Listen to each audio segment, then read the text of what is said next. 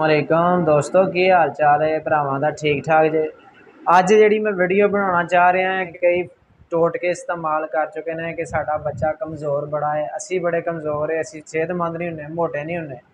ये उन्होंने भरावां वास्ते तो उन्होंने मेरे बच्चों वास्ते वीडियो है जोड़े बच्चे कमज़ोर ने या मेरे ने असी फ्रूट खाने सानू लगता कोई नहीं, अं रोटी तुन के खाने लगता कोई नहीं, रोटी रज के खाने 12-12 रोटियां एक टाइम खा जाते लगता कोई नहीं।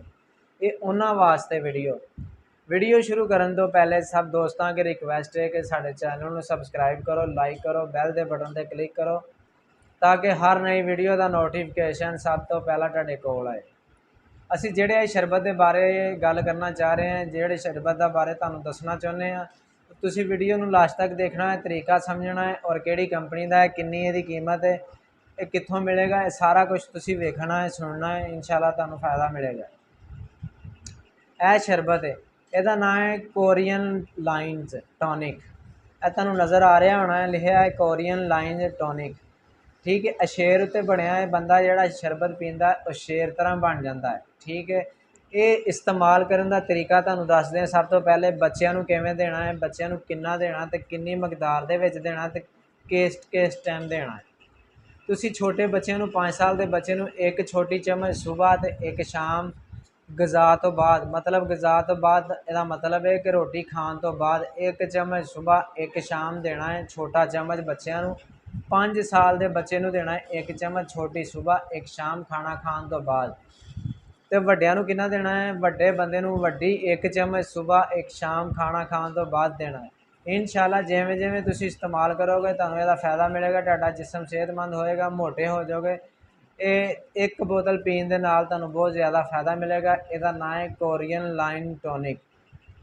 टॉनिक आंदे शरबत नूं, लाइन्स कोरियन ये शरबत का नाम है। उत्ते शेर बनया तो बंदा शेर तरह बिल्कुल हो जाता है। ये मत सोचो कि यार उत्ते शेर की तस्वीर बनाई है तो की पता ये वेचण वास्ते वीडियो, ये कोई मेरे मामे के पुत्र की कंपनी है कोई नहीं।